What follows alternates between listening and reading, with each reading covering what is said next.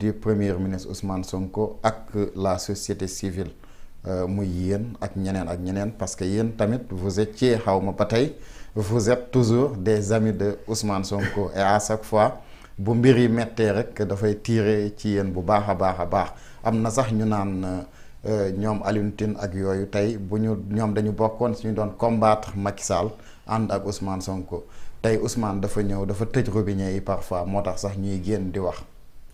waaw xam nga ñàkk xam mooy loolu du Ousmane Sonko rek. ñun bi ñu nekkee ci temps parti socialiste. dañu naan ñun opposition lañ bokk. am na préfet sax boo xam ne je me rappelle bien bi ñu nekkee RADDHO. Waly Kaliphone moo nekkoon le secrétaire général de la RADDHO. fekk période yooyu nga xam ne dañu daan jàpp Ablaye Wade. ñun dañu daan dem di xeex boobu ñi ñeme woon ci xeex sax. bariwul. préfet bi di ko Alioune Tine PDS la bokk. su ma bokk PDS. mais mu ne ko maytul Alioune Tine PDS la bokk. parce que dañ koy topp. temps yu PS. bi Wade biñ ko liñ ko jàppale Wade dafa kontaanoon ci. niñ ko jàppale ba nga xam ne bi ñu ko falee. directeur de cabinet la yónnee sama bureau. li ma Alioune Tine loo bëgg. ma ne ko ñun dañuy toogaat encore RADDHO ñun fii ñu toog foofu la ñuy toog mais Wade da daan collaborer bu baax ak société civile. xam na luy société civile parce que am na fu ko société civile jaar. donc muy bu jigéen ñi ak bu góor ji. muy handicapé yi ak ñeneen. kooku c'était une qualité exceptionnelle chez Abdoulaye Wade. di recevoir ak même jeunes yi. Abdoulaye Wade moom moo daan nekk président boo xam ne da daan jël jeunes yi dugal leen ci avion am yóbbu leen ci sommet Union africaine. ba pare ñu jox leen parole ñu wax. donc loolu mooy li may wax lien yi ngay am ak le président ak sa peuple. waaw ak toute catégorie tous les segments. bon Macky Sall ñun ñoo bokk def. kii nu mu tuddati. le M23. man maa ne woon le coordonnateur du M23 gars yi nga fi wax naan 23 juin. mais 23 juin ñun ñoo ko def. on se rappelle. ne touche pas à ma constitution. damay dégg ñun ñi di nettali. mais ñun banderole bi ma woon RADDHO. lu yàgg lañ ko def te ñun dañuy xam dañuy liggéey ci sous région bi ñi nga xam ne ñoo doon liggéey yooyu. ak ñi nga xam ne ñoo ñuy inspiré c'était le Bénin. bi ñu touche pas à ma constitution. effectivement voilà ñun ñu liggéey ci loolu teg M23 Macky di ñëw suñu réunion yi ça se passait à la RADDHO. tous les leaders ils venaient à la RADDHO mais biñ paree M23 di def gouvernement dañ ma ne mais Alioune Tine demal gars yi ni ma Alioune Tine demal nga wax ma ne leen man ça m'intéresse pas ko bugg dem nga dem man dama tukki. mais après Macky Sall kan daf doon gën a attaqué ci société civile. am na ay société civile yoo xam daf leen doon fay ñu may attaqué bés bu jot. man j'étais une cible. Macky di ma attaqué. donc bu ko Sonko defee. ñoom Sonko ñoom fii dañ daan ñëw. ñu leen di jàppale. buñ ko defee mooy ñun suñu ligne bi ñu am mooy. nous sommes indépendants moom lañ nekk.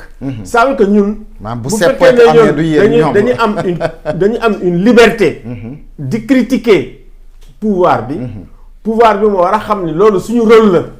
waaw mais c'est la première fois effectivement pouvoir daje ak société civile traité leen de fumier. c'est très loin mais loolu yëpp mooy culture démocratique bu des.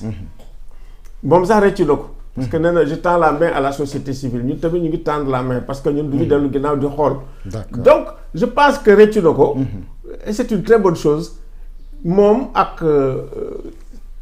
Diomaye ak seen parti il faut que ñu continuer di liggéey ak société civile. d'accord société civile yépp nag parce que ça c'est extrêmement important.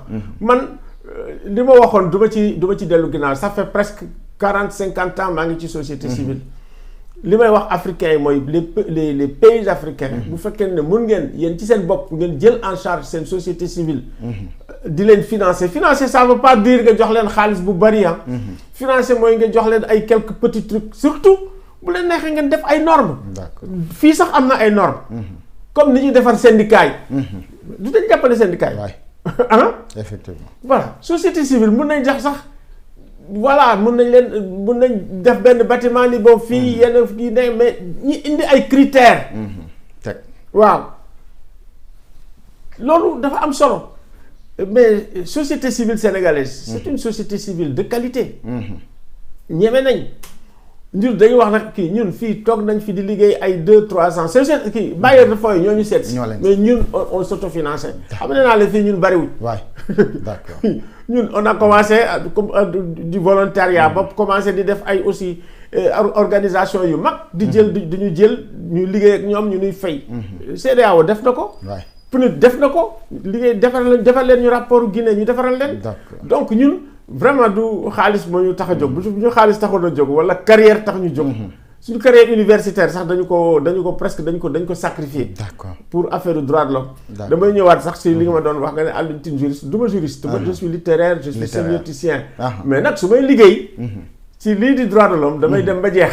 waaw ça veut dire que effectivement maa ngi dem boo demee ba nga xam ne nekk nga expert Nations Unies. ça veut dire ci experts yi gën a mag. en matière de droit de l'homme nga bokk. boo ko amee sa réew. da nga koy déglu. waaw. d'accord bu fekkee ne yow loo am nga kooku sa réew. comme ni référence la au plan régional yeneen plan. da nga leen di dégg parce que kooku defuloo ko pour moom. pour réew mi nga ko def pour mu avancer. d'accord ça c'est extrêmement important. d'accord en tout cas merci beaucoup ñu jeexalee juste parce que temps bi daanaka jeex na. ci États-Unis d'Amérique le président du monde bu dee mën nañ ko waxee noonu Donald Trump. ba mu capturer le président d'un pays indépendant pays normal Venezuela Maduro jusqu'à présent aussi dara xewul léegi naka nga gisee réaction wu Afrique ak surtout réaction Sénégal. waaw Sénégal au moins def nañ communiqué. waaw ki nga xam ne moo ko ci gën a dëgër. mooy Afrique du Sud. Afrique du Sud BRICS la bokk. waaw te loolu nga xam ne moom la États-Unis def du dëgg du yoon. waaw Trump li mu def. en réalité crime d'agression la. parce que yow léegi te léegi li mu wax dafa graaw boo xam ne. pour man njiitu réew boo xam ne am nga mandute.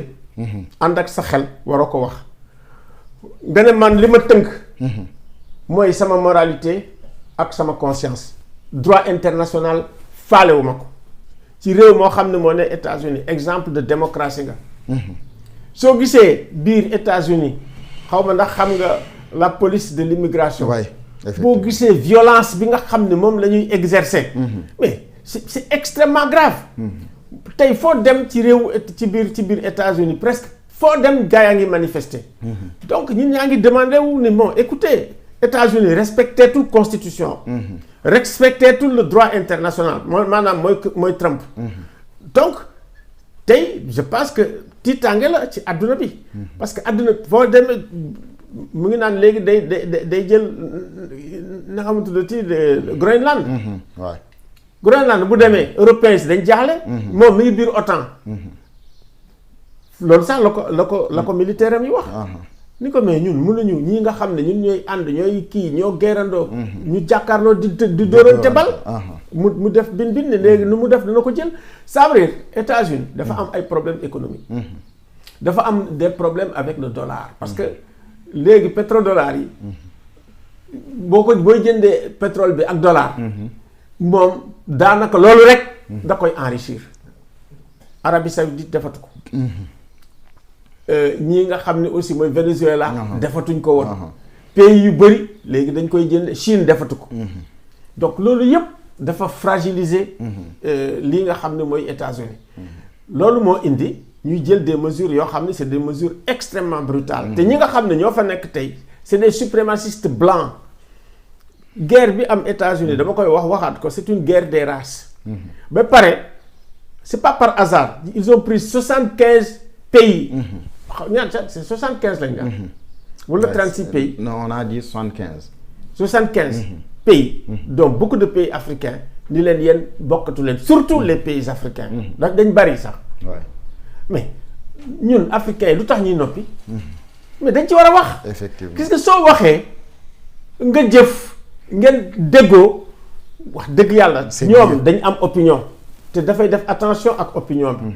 te dafa ne woon day attaquer Iran lu tax attaqué wul Iran mais parce que Arabie Saoudite Égypte ak pays arabes yi dañ am fulla ak fayda ni ko yow doo ñu kii ba pare ni ko bàyyi Moyen-Orient yëpp nga nar a indi ay problèmes yu dul jeex donc Trump nit la doful jinne jàpp ko bu attaqué réew yi dañ am seen fulla am seen fayda surtout bu fekkee ne ñun dañuy mbubboo souveraineté nga taxaw ak moom wax ko dëgg. d'accord waaw c'est vrai que nag gis nañ sax xam nga dóor na sax Nigéria mais dañ ko fàtte ni fii dafa am génocide parce que dañuy rey